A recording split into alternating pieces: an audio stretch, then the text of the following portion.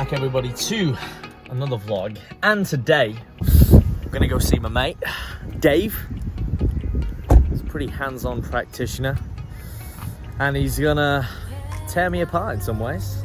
Now I'm gonna go have a bit of an overview with him, check out this body. I'm always into optimizing, as people know.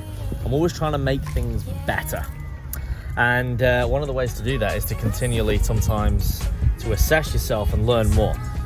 And that's what we're going to be doing today. And I thought, you know, why don't I take you guys through it? Why don't I take you guys with me to actually check this out and provide you with some education on what, you know, assessments we make and what you can actually do for yourself, and even things you can identify, exercises, mechanisms in the body that you might not be aware of. So yeah, let's head over because it's in the field behind us.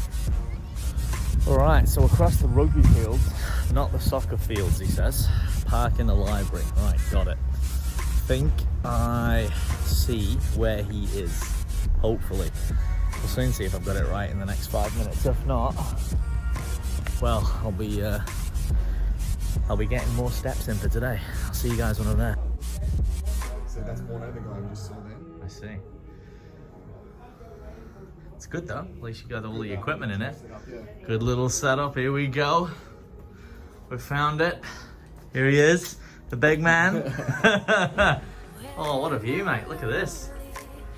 Not bad when the game's on. Very nice indeed. All right, we're here with Mr. David Sinclair. Give a quick overview, what do you do? Elevator pitch, 30 seconds, go. Elevator pitch. My name's Dave, I'm an osteo student, so I'm completing my Masters in osteopathy. I do remedial massage at the moment and some personal training, strength and conditioning as well, getting into that with the rugby league club is where we are. And yeah, that's pretty much it in a snapshot. I love exercise, is my sort of the main sort of driving thing for me. Manual therapy and massage and dry needling and cupping has its place. But I think a missing element is the exercise. You know, a lot of people sort of just get you 45 minutes and see you later, see you in a week. Yeah, don't do the homework. Yeah, and then the exercise prescription is pretty poor, adherence is pretty poor, but hopefully we can change that. That's the one. Links in the description. There we go. Done. And what are we doing today, mate? Specifically, I know we've not really had a chat, but yeah, to throw you in the deep end. Well, obviously I know you from the past, so I sort of have a good idea what's going on. I know your type of training. I know heavy squats, you know, deadlifts, bench, all that. I know you've been going away from that sort of powerlifting style and going towards more hypertrophy. Kind of been forced to do it. Yep. As the people know. I mean, spine. Common stuff. That's it, man. Hip flexors tight, quads gonna be tight. You know, lats, same thing. You know, very compressive to those sort of main areas of the body, and then working around mid back because again, a lot of rhomboid, a lot of rows, mid trap sort of area stuff. Everything we're doing, scapular retraction, everything like that. So that's the plan. Unless you have any other things like niggling injuries you want to go through, we can do that. No, man. Happy for you to find any problems that are there. Improve overall, as always. And as you know, I've just got the back mechanic. It arrived today, so I'm going to read through that. But always sort of like thoracic. It's not bad pain, but like muscular. And for me, as you know, and you've already said it, I just want to improve where I'm at or fix any discrepancies that I might not be aware of. Because sometimes you don't know how good you feel till you've actually experienced something different. Yeah. It's kind of like sleep. So there might be things that I'm not aware of. So, mate, the floor is yours.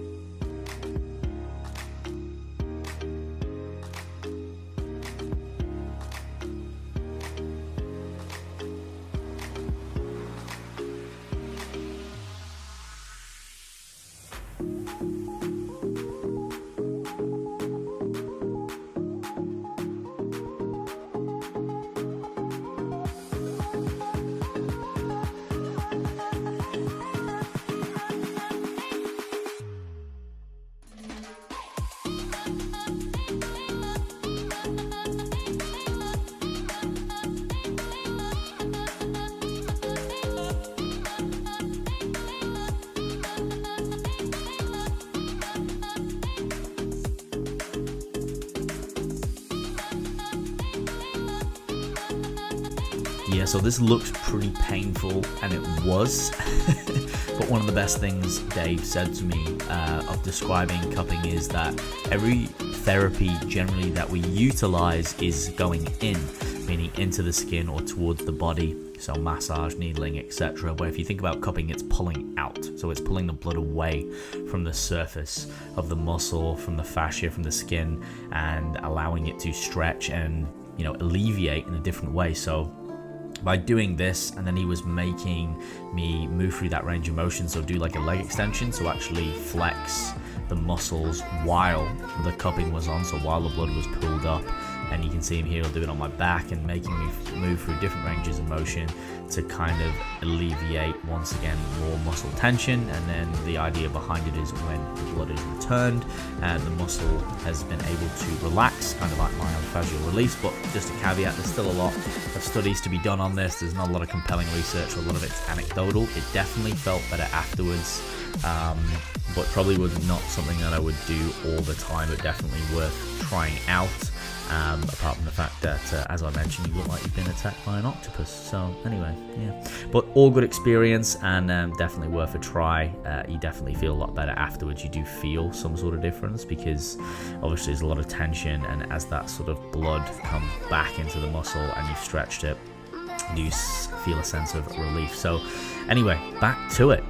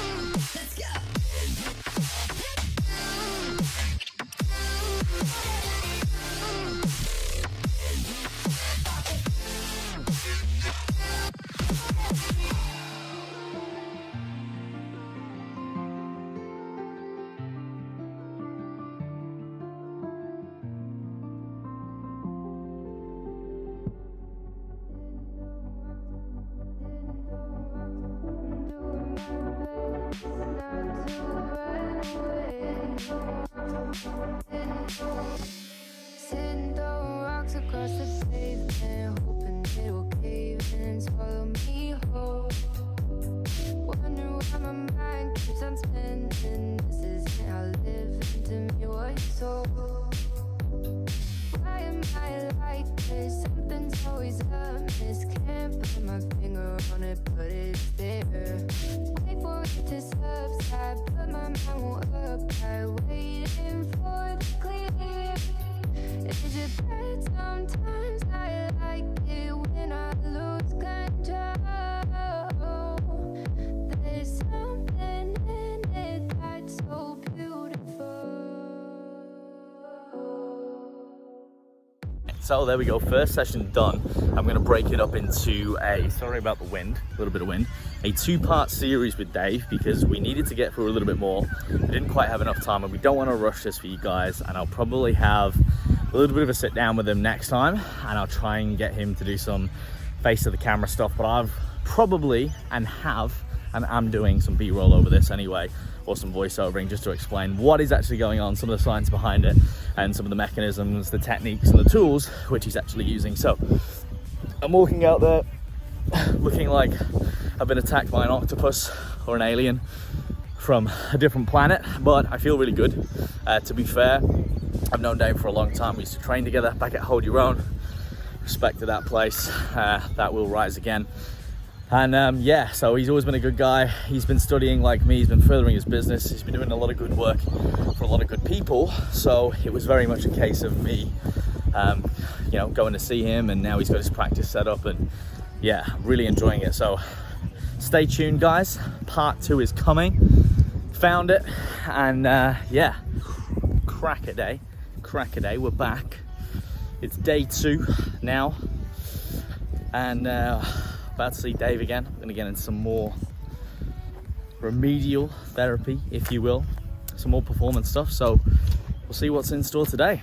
Today what we're going to do is we're going to work on your quads and your flexors.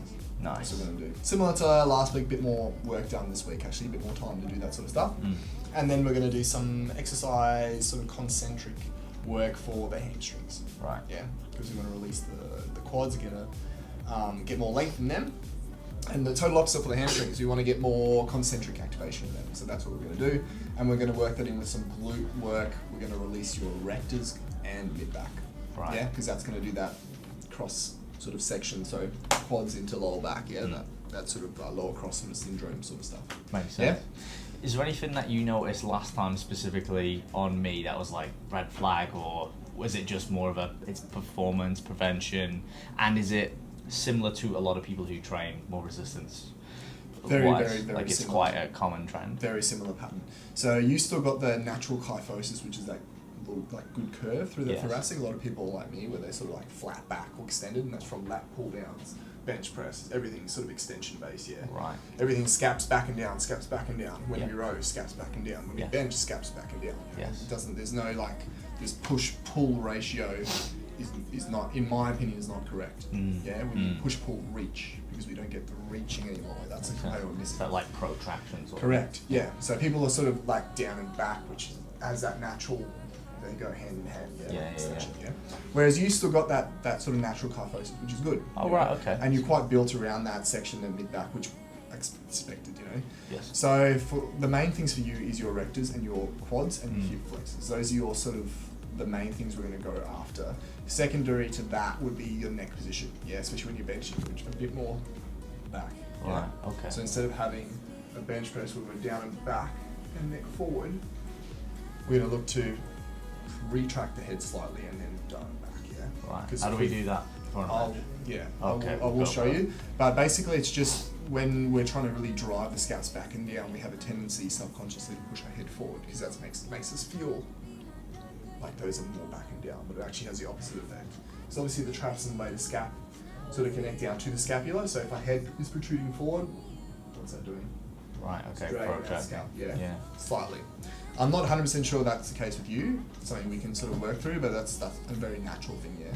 You'll see bodybuilders as the bar comes towards their chest, their head goes forward. Yeah. And then, you know, it's like that. Yeah, or people sort of look down as well. They sort of like look towards the bar and bring it. But I haven't seen you bench like this, so I don't know how that's very good. But that's just I've not been doing too much because of you know the C5. To be honest, it's a lot better than it was. But I found it still with a straight bar. It doesn't quite feel right in that bench, like full sort of comp spec position, because it seems to load the spine. Because I'm sort of really arching.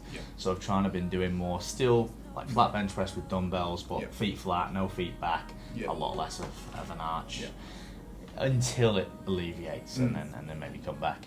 And I guess maybe, are you going to go through any like things that I can do away from the gym, stretching, homework, or is that another thing that you prescribe? It is and isn't. It's really dependent on the person. Like I went through a stage where I overdid stretching, and then I was recently at the stage where I just didn't do any stretching because I thought there was way better things to do, time, efficiency. But now I'm a bit more sort of, you know, a bit of both. Yeah, I actually that really resonates with me, because I've done the same over the past 12 months. I was doing yoga, I was doing stretching every day, it helped, and then I got to a point where I corrected other things and I've not stretched for, now I don't even stretch. Yeah. Clients still do some stretching. Yeah. I think it's but I'm good. Yeah. So I'm like, there must be these sort of conflicting factors here that if you find out where to invest your time, but also how to position your joints and muscles in the gym, you might not cause that affliction. So therefore, it's this balancing act, especially when you're training a lot. And depending what your sporting demands are, we're outside a rugby field here, I'm pointing, because obviously they'd have a different demand being a sporting athlete. Yeah. All right, man, let's get into it then. Yeah. Cool.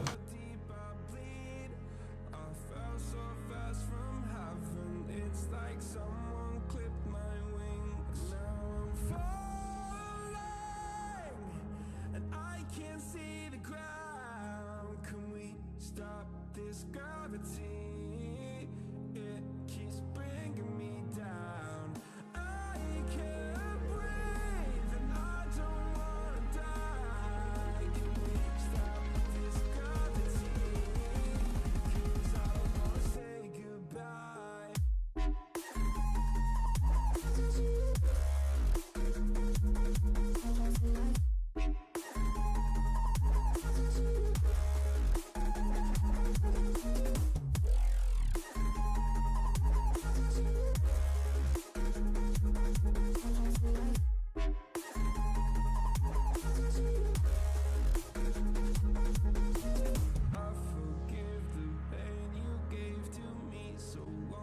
So the things you can see Dave demonstrating here and what I am doing is the 90-90 hip lift with the foam roller. So the 90-90, incredibly popular in the realms of, you know, functional strength and conditioning and increasing mobility and actually activating the muscle group. So by doing this movement pattern here, what Dave's actually talking me through is dragging my heels down from a 90-degree position at the knee and the hip, and then I'm trying to get my back completely straight on the floor, so as if I was trying to squash something underneath my back, but also tilting my hips, so anterior tilt back towards my chin, and then trying to lower my rib cage towards the pelvis, so trying to create a completely neutral spine, so then the air is able to flow completely linear all the way down. By driving into the heels and then putting that foam roll in between your knees and creating pressure, what it does is actually teaches you in that position. And if you think about it, we're in this position a lot in the squat, in the deadlift variations and hip thrusts, to actually keep a neutral spine.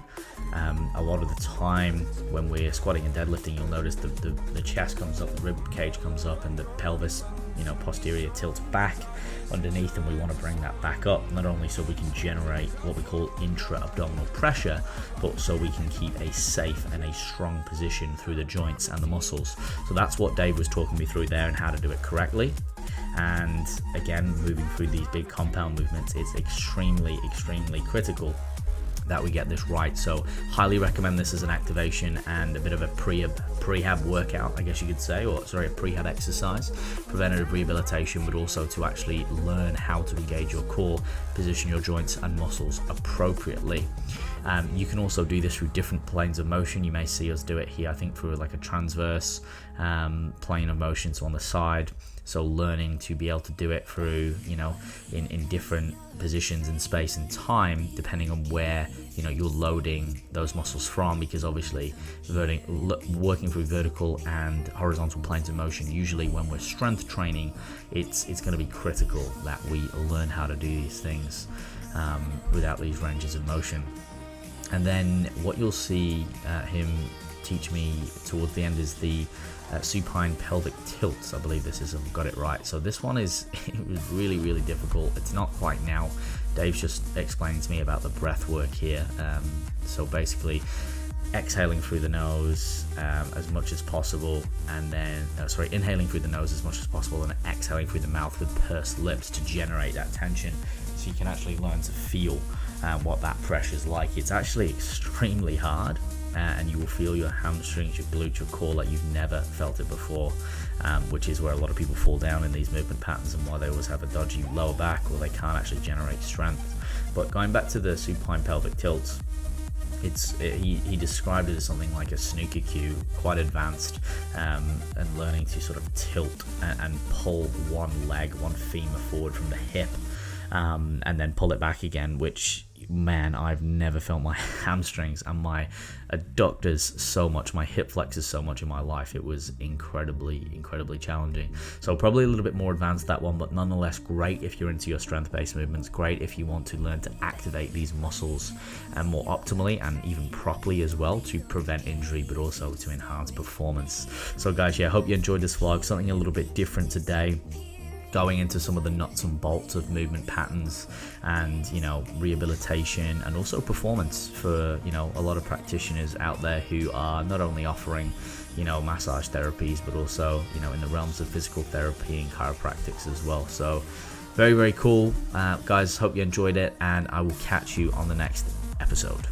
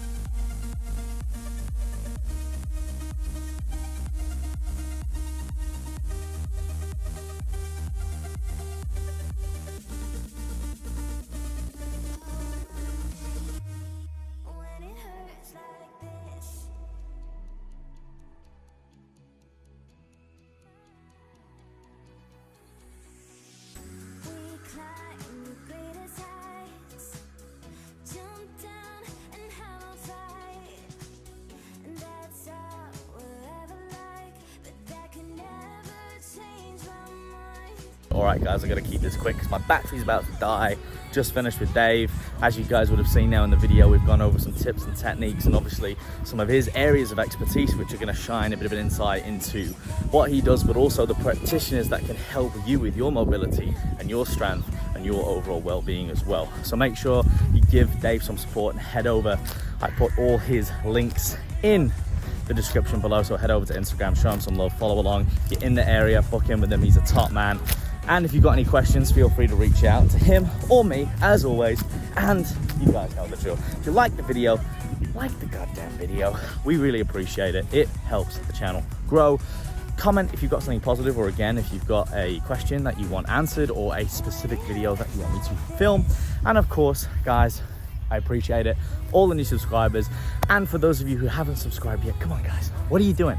Subscribe, hit that bell icon. I really appreciate it. Helps the channel grow. And until the next episode, as always, stay fearless.